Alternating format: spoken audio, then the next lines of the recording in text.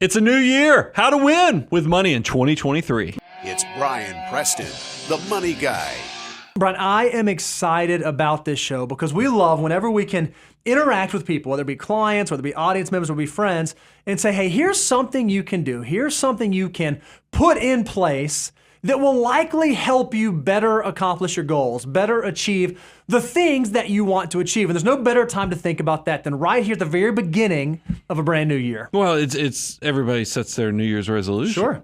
And I thought it was kind of interesting. First of all, put you on the spot. Do you do a New Year's resolution? I do not. I do not do Really? that. No, wait a minute. That you are eating so much cleaner right now. You're like you have some of these goals. That, in my eyes, that is you cross the threshold of a new year. You're saying no? All started in October. Here's why I don't do New Year's resolutions, since you asked. The last time I did a New Year's resolution was on January the 1st of 2015, and it was going to be the year my wife and I were going to eat at all these different restaurants. We're going to do all this Nashville stuff. We were going to get healthy. We're going to start eating better. Eating at restaurants? Yada. Well, we had this. We were relatively new to the area, so we had this whole list of restaurants. We were going to go check off all these things, and I found out on January 2nd that we were pregnant with our first child. And so I was like, well, there goes New Year's resolutions, because somehow the year just kind of throws things at you. So I said, you know what? I'm out on New Year's resolutions. Yeah. Well, I think it is an annual tradition for a lot of folks. I mean, I like to think, I don't know that I'm setting broad goals. Like I know I want to keep my weight more in a threshold by working out more, watching what I eat, and that ties in nicely because Charter had a whole of course chart that they put out that had the top New Year's resolutions, and of course improving physical health was the top resolution out there. But look at this. In the top 10, and number 2 specifically, saving more money, and then of course paying down debts. So financial goals are definitely part of that cleaning out and going into a new year with a better you. And I think we know a lot of the statistics. A lot of folks don't feel like they've been doing great with money, don't feel like they've been paying attention to the things they should be paying attention with. So the new year's a great time to reframe that, whether it be saving more or spending less or paying off debt or figuring out whatever that is. This is a great time of year to start thinking about it. And I would argue, Brian, that right now in this country, we need people thinking more about their personal finances. Well, yeah, there's lots of room for improvement on this, and I can't wait for the new number. We're probably less than a week from the new data point coming out for 2023. But right now, as it stands, using last year's number, 56% of Americans have less than $1,000 in savings. That means there's lots of room for improvement, and it's good that people are focusing on their personal finances. And so whether you're someone who is in that 44% of folks who's doing it right, or the 56% of folks who needs to be doing it better, you probably have some sort of financial goals that you want to achieve, whether it be this year or intermediate term or even longer term. Well, what we want to walk through are some of the things that you can do right now today, starting in this moment, to help you start moving towards those goals, both the big, exciting, crazy goals and also just the small, not super difficult to do, but still need to do goals that you might have. Well, I think that this first one that we're going to bring up, I have rung this bell a bunch because I really believe it. And this is one of those things where we treat it as like a holiday, and the fact that I was actually trying to work on this on January the 2nd or 3rd. I mean, I was already working on my net worth statement as soon as possible. But I do think it's interesting. We're now a few weeks into January. Statements have now been released by a lot of your investment companies. This is the time, because I don't want people, some of that momentum gets lost after we've gone a few weeks into the new year. Don't skip out on this step, even though, because I know 2022 was a hard year financially, meaning it's not one of those years that you want to put a trophy up upon and say, man, that was a great year for my personal finances. I still think it's a very important exercise.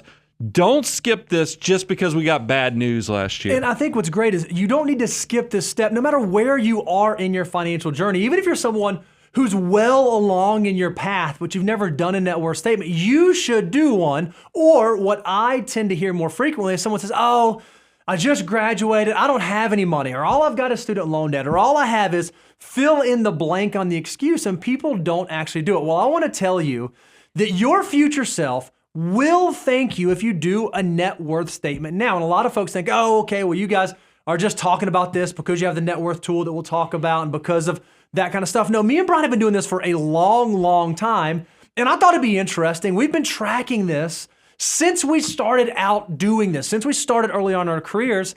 And I'm going to go and just show you. This is what my net worth statement was back in 2009. The very first net worth statement that I did. There's not a lot to it. There's not a lot of money on it. You can actually go in and see. It's pretty simple. You list out the things that you own, and then you list out the things that you owe, so that way you have some sort of starting point. I am so happy that I did this so many years ago, because now every year as I track it, I can actually track my progress, and I can actually see how it changes through time. Well, this does. If you can't be a good CEO or CFO of your personal household unless you are actually tracking your progress, because this really is your executive summary to see how things have gone. I thought, because I also reflected on, last year was not a good year. But I was like, this isn't the first time this has happened. I know when I went and pulled my 2007, 2008, that year, my net worth actually went down. 2008 caused my net worth to go down 13%. And here's something that I think everybody needs to listen up and pay attention to, is the fact that a lot of you are hyper savers. You're saving greater than 25% and investing that. But it's more than likely, even with your strong savings and investment goals, your net worth still went down. Sure. But that is actually something you can look into. Is I want you to compare and contrast, what are your liquid assets worth now versus where they were a year ago. Compare that to what you saved so you can figure out, hey, how is my cash doing? How are my investments doing? How is my debt repayment going? This is the tool that's going to make it all possible. And now, if you can see, back when we were doing this many years ago, it wasn't super flashy, it wasn't super exciting, but it was still super valuable. So maybe you're someone out there who has no idea where to start. You've never done this before. We want you to go to moneyguy.com/resources. We're actually making available a free template for you. So if you've never done this before, go download this free template and start tracking your net worth so you can figure out, okay, where do I put my checking and savings account, and where does my Roth IRA go, and where does my 401k go? Rather than you trying to figure that out all for yourself, we've actually created a super easy template for you to use so that you have no excuses. There's no reason for you to go out and put together your net worth statement starting right now. Well, what I love about this gives you kind of a guided entry into this whole healthy behavior, because I had somebody just on Twitter this morning saying, hey, how do I record my house? And they actually laid out all the numbers. They were like, hey, my house is worth this. And so you could list either the market value, you could list cost plus improvements as what it's worth. And they said, but I owe this. And, how does this work with net worth? And I was like, well, it's easy enough. You put down what it's worth, or the cost plus improvements on the assets. You put what you owe on the liabilities, and then the equity, or what you actually own, flows down to your net worth. This template will actually help you navigate that without having to even have the question of, how do I even do this? Now, if you're someone who has been tracking your net worth for a while, or you think, okay, that's great, but I want to know a little bit more. I want to dive a little bit deeper. We actually have a net worth tool along with curated videos you can watch where we walk you through how we think about putting together our net worth statement. And what are some of the things we think about, like how to value real estate? If you want to know more about that, you want to go check out that tool, you can go to learn.moneyguy.com. It is there available for you. So hopefully this becomes an annual tradition that not just this year, but every single year for the rest of your financial life, you're tracking, because you can't know where you're going unless you know and understand today where you're starting from. Well, two things I noticed this year from looking at because I use the net worth tool, and I know you use the net worth tool. Yep. My 3-bucket strategy has completely changed, because realize what happens in your 3 buckets is your most aggressive is typically your Roth. Yep. Got hammered last year. did. So it was amazing to see how the 3 buckets changed between my taxable, my tax-free Roth, as well as my tax-deferred. Also looking at how much, because it shows you how efficient you are with your income versus your asset growth. Obviously, in a bad year like 2022, that was not even a positive thing. But that's why it's so important to at least have that ability to say, hey, what worked, what didn't? Are there areas I can improve? The tool definitely helps you out in those areas. All right, so step 1 in terms of hitting your goals, start with doing a net worth statement. Step 2, and this may seem obvious, but we're going to kind of dive in and explain why it might not be as obvious as you think, is make a plan for investing in 2023. I'm going to say that again. Make a plan for investing, because I think a lot of people screw that up right off the gate, Brian. Well, I have friends, and they ask me, because they know I love index funds. And I had one recently over the holidays said, are you still using those index funds because man, they had a Last rough year wasn't so year last great. year. I was like, no, every month that's still what I'm buying into, those same type of baskets.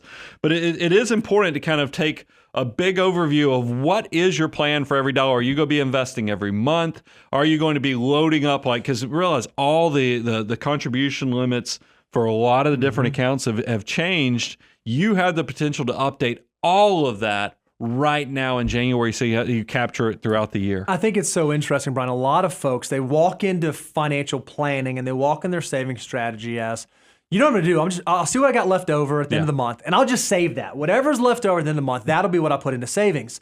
What we have found is that behaviorally, that just doesn't work for most people. If you wait until the end of the month to save, what you're going to find is the end of the month, there's no money left over. So we think starting at the beginning of the month, the beginning of your pay cycle, at the beginning of the year, you need to lay out, this is where I want my money to go. I want to pay myself first before I pay for all the other living expenses that come through life. And if you can do that, you know that you're putting money in the places it ought to go instead of guessing if you're going to have enough left over at the end to make it up. For sure, because you'll need to figure out some of these things, like if you look at Roth IRAs, health savings accounts, your 401ks, all of them, the funding limits have changed, but a lot of you will also need to figure out, like, hey, Roth IRA, is this something, whether you're doing backdoor conversions or just funding it directly, is this something I should do it once at the beginning of the year, or should I spread this out throughout the year?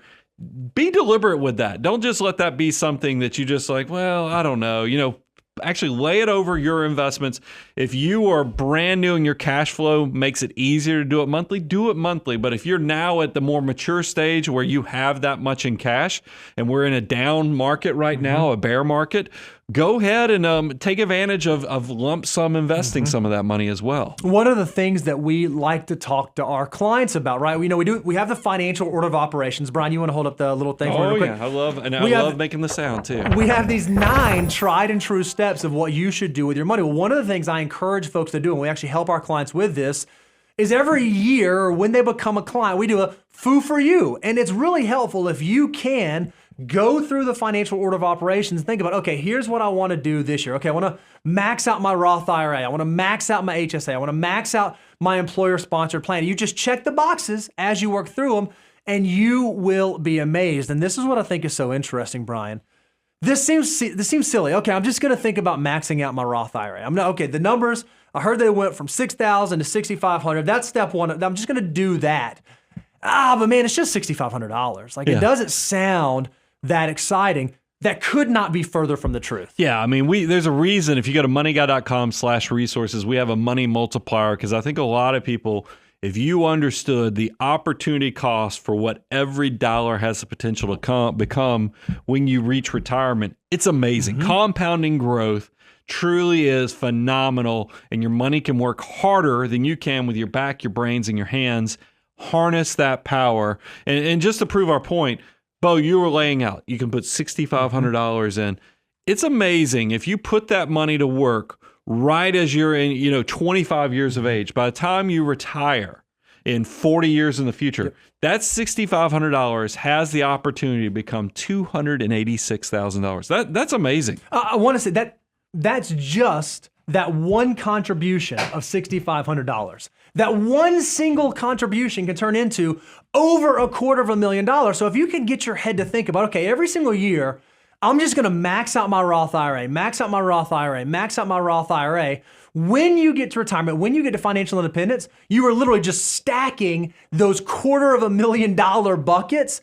And when you're going to wake up one day in your future 40, 45, 50-year-old self, say, holy cow, where did all this money come from? It came from that small incremental decision to keep saving. Well, I think it's interesting to point out, if you were investing monthly into your Roth, that's $541 a month, approximately.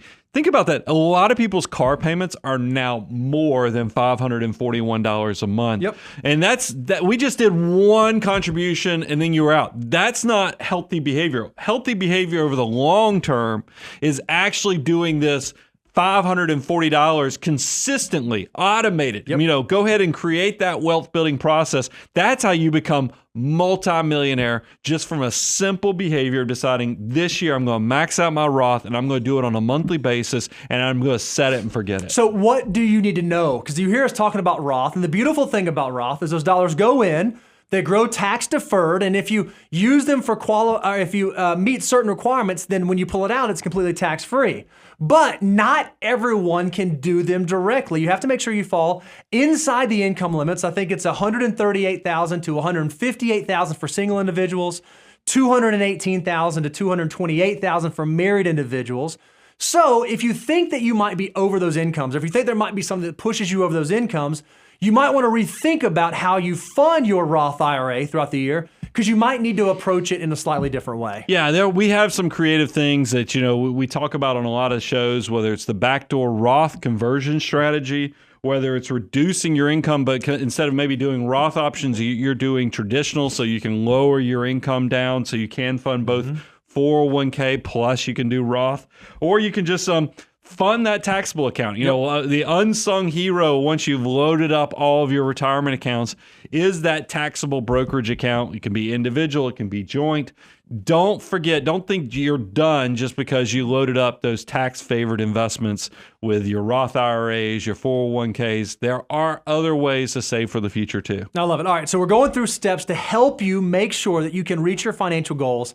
Step 1 was understand where you are, do a net worth statement, start that today. Step 2 was develop a plan for how you're going to save, how you're going to invest. Step 3 is a big one, and I would say, Brian, of all of these, this is the one I think people probably skip through the most or skip over the most, and it sounds so simple, but it's so incredibly effective. Number 3 is actually write down your financial goals. I think a lot of people skip this one, and you can tell by the majority of Americans struggle with just the basics. It's hard for them to go beyond basics. And I think a lot of it is because they're not putting any calories or horsepower, brain power into what do I actually want to be? And it's hard to wake up that invisible hand in your brain to have the accountability if you're not putting these goals on paper, if you're not actually putting them into the computer, if you're not writing them down. If you're not doing that, you're actually dreaming. You have not created the step that actually turns that dream into a reality. And what I think is great is these can be personal financial goals. These can be career goals. If you're a business owner, these can be business goals. You will be amazed at what will actually transpire inside of your mind when you write them down. We have lived this firsthand, Brian. You and I, we used to go to all these conferences. We said, hey, you ought to organize when you think about the customers that you serve, or your ideal customer, your ideal client, or ideal patient, depending on what field you are. And you ought to think about categorizing. What does the perfect, ideal A client, customer, patient look like? Okay, what does the B look like? What does the C look like? So on and so forth. And when you start organizing and defining, okay, well, if this is what an A looks like, how many A customers do I actually serve? Or how many A clients do I work with? Or how many A patients do I see? And then how many B's and how many C's? You'll be amazed when you actually look at that and say, oh, wow, if this is who I want to be working with, or this is who I want to be serving, or this is who I want to be interacting with, then I'm going to change the way I think about approaching the decisions that I make. Without writing it down and actually working through the exercise, it doesn't visually become real. When we did that, Brian, it changed the practice. It changed the whole business and the way that we operate. It is amazing, because when we did that first year, there was a lot of C clients. And it's just amazing just having an understanding of what our ideal client looked like, as well as it just started shaping the business in a different direction, where when you looked back 2 years in the future, we had flipped it over. Now the majority of the clients were the A clients. C had gotten much smaller. And you're like, well, I'm not a business owner. I'm trying to save for retirement. Here's what I want you guys to know. Just like I said, write down and describe what the ideal client is and put the metrics to it. You could do the same thing to your financial life. You could say, what is the ideal retirement for me? What is the ideal career for me? Start actually writing down what you want to see achieve, and then put some time limits on it. Say, hey, what do I want to accomplish in my 20s? What are the 3 things that I hope to have by here? I've shared with you guys that all through, I wanted to make $100,000 by the time I was 30. I wanted to have $1 million liquid by the time I was 40. Those are goals with actual numbers that you can assign to it. So it's not dreaming. It's actually something that's measurable. I encourage you to do the exact same thing we talked about we do for the business to do to your personal life and your personal financial life as well. Hey, personal life will work as well with your relationship goals, but definitely financial goals, you need to record where you want to be. Yeah, I think it's so great. And you guys have heard this 1,000 times. If you've listened to any sort of business, coaching, growth stuff, you've heard this. But when you make goals, when you set goals, they should be SMART goals. Brian, you just hit a number of these. The goal should be specific. It should not be, hey, my goal is to save more money this year. That's not very specific. It should be, my goal is to hit a 25% savings rate. That is a specific goal. It should be measurable. Again, I just want to save more money. Well, I guess more technically measures over less, but I know if I'm hitting 25% or if I'm only hitting 15%. That's measurable. It should be something achievable. If you're saving 0% right now, I would hesitate to set the goal to save 80% this next year. That might not be realistic. It might not be achievable. R was the realistic. And then number 2, timely. Set a time frame over what you want to do. I love what you said, Brian. I want to make $100,000 by the time that I'm 30. That's time. That's a timeline. $1 million liquid by the time I'm 40. That's a timeline. Those are specific. They're measurable. They're achievable. They're realistic. They're timely. They are SMART goals. So when you actually write your goals down, make sure you check them against this litmus test. Make sure that you make sure they actually do fall into these 5 categories. And then I wanted to close out. I always tell everybody to put on your 3D glasses to make sure that you are respecting the 3Ds of all big decisions. Now, this is important because I remember when I started my first company, it was kind of scary. You didn't know. I mean, this was on a hope and a dream with a plan behind it. But I felt like just having a plan wasn't all that I needed. Yes, I had all the SMART goals in there, but I also wanted to know, I wanted to break it into 3 different scenarios. And here's the 3 we came up with. The first one, this is the dream plan. This is what you're really hoping. This is like, I'm going to be rich. This is the best case scenario. No matter what you're planning, this is the best case scenario. And isn't this the one that's the easiest to do? Oh, this is the one that we all lay in bed thinking about it. Yeah, this is the one that gets you excited. It's no different than, because you get, just like people get excited about buying lottery tickets, you get excited about investing, you get excited about, this is the one where you are daydreaming to a degree, but that's okay, because what I have found, if you do this right, you'll come back and look at the dream plan 10 years, 15 years in the future, because a lot of us think linear. We don't think exponentially. And true success is going to have exponential growth. So dream plan still might be understated, but it is the most fun to do. The more what you think is going to happen is what we call the down-to-earth plan. This is what you really think, okay, I love doing the dream part of the plan, but let's actually figure out what this thing is going to look like if I put pen to paper, if I open up an Excel spreadsheet or a Sheets with Google. How is this going to play out? Make sure you're putting that one in. And then the last one is the do-do plan. This is where it's really hit the fan. It's not gone well. And you need to do this on the front end because this lets you engineer, is this going to be devastating or is this something I can work myself through and recalibrate?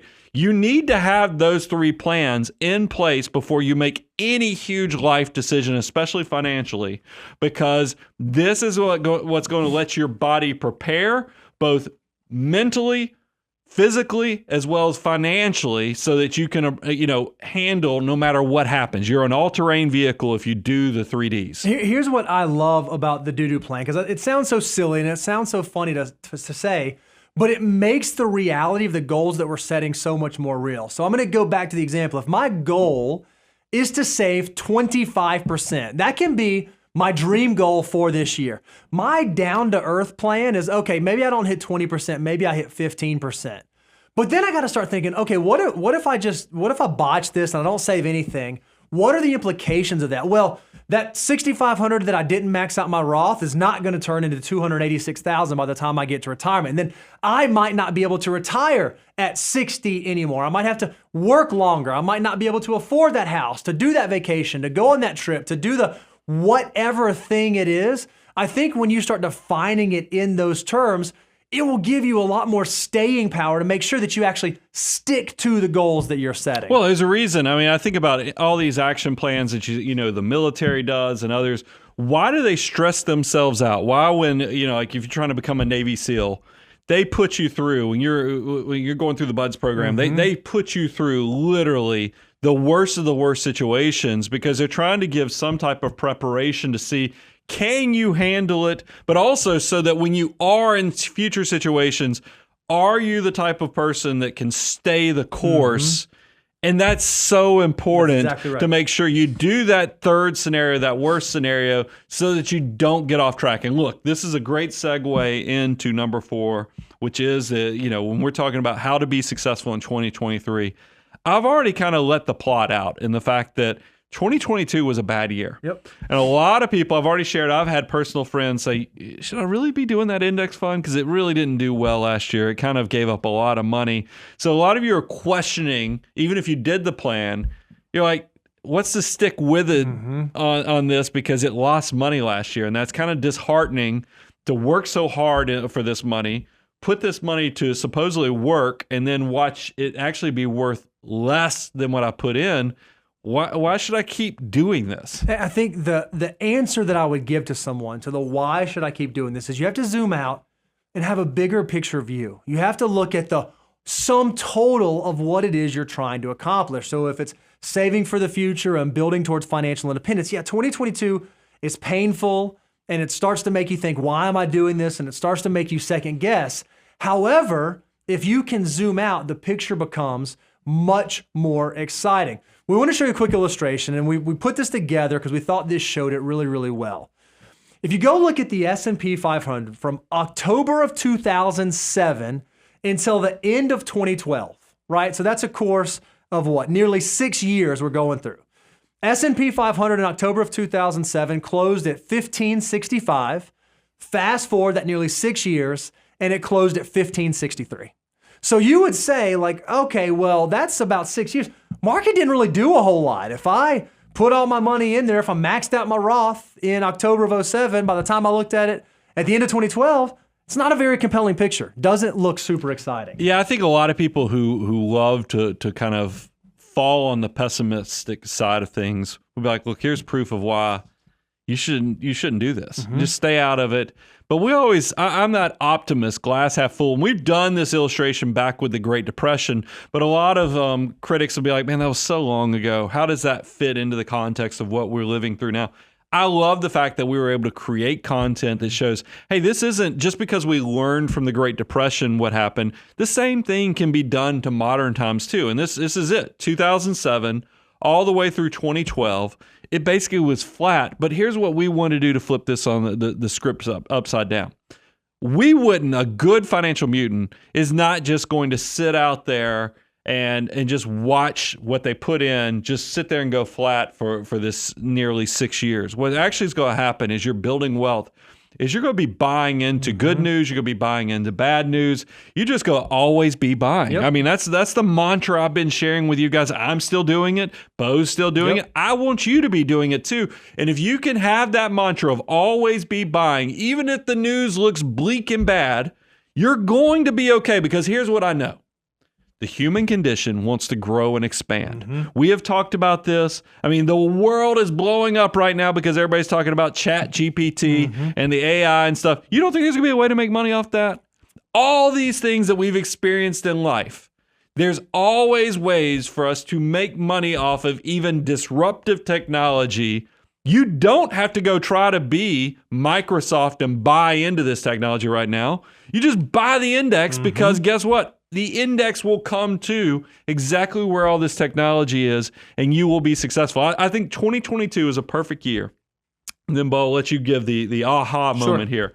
But I had a lot of people that I have a lot of respect for. They've been posting content recently, and they've been very honest about how they got beat up pretty bad in 2022. And it's a lot of the people who did the sector plays. It's a lot of people who do the specific investments.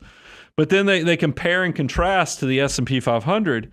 Or the total market index. And I think a lot of people would be like, because this is what my old next door neighbor, he used to play all these individual stocks and other things. And he came to me and goes, when I look at the history of what's going on with the S&P and stuff, man, I'm spending a lot of time if I just bought the economy, bought the market, bought that the human condition is always expanding, I'd probably save myself a lot of heartache. That's what we're here to teach you guys. I mean, look, there are outliers, of course, but stay the course. Just be automated on your wealth building process. Always be buying. I think you'll like how this plays out. And I'll let Bo kind of tell you the rest of the story. Yeah, so again, let's think about this example. S&P 500 was at one point in October of 2007, 6 years later to almost the exact same point. What if instead of bailing from your goals, you said, I'm going to stick to my goal. I'm going to keep saving $500 a month over this 5.5-year period. The $33,000 total that you would have invested over that nearly 6 years would be worth $46,327 by April of 2013. So you would have made money. You're not in this flat environment. You saved $33,000 and it's worth $46,000. That's an annualized rate of return of 11.9%. Pretty stinking amazing, right? But that's only part of the story, because what we know is we have the beauty of hindsight looking back. Let's assume now that you left that $46,000 and you let it keep working for you. And you said, I'm not going to save anymore. I'm just going to let compounding interest do what compounding interest does. If you just left that $46,000 back in April of 2013, continue to grow all the way until this month, until January of 2023, even after 2022 lost value, that $46,000 is still worth over $142,000. And this isn't something way back in the day during the Great Depression. This isn't something that only happened in the 1980s and 1990s. This is something that if you're an active investor today, if you're out in the working world today, you've lived through this market. You could have experienced these exact same returns in your investing lifetime. Hey, we've shared with you guys, we eat our own cooking. We actually practice this on our own behavior of investing. We also show you the numbers. We open up the curtain, let you see, because I think there's so many people out there playing upon the emotions of, hey, we just made it through a pandemic. We had, a bad 2022. You need to do something different. You need to do something safe, and look, I am happy to report interest rates are much higher than they were. So Absolutely. Now we can actually have a conversation about balanced risk taking, meaning that there is probably a portion of your portfolio that we can use for cash reserves and other things to maximize the higher yields that we have now, but don't over or underestimate, depending upon where your fear is versus where your goals are, what equities and doing this consistently over the long term can do for you. Because yes, inflation and other things are boogie things that are hiding under the bed right now, but I think that I just buy into this exponential opportunity in the long term. That I want you to stay the course. I mean, that is the big takeaway from this.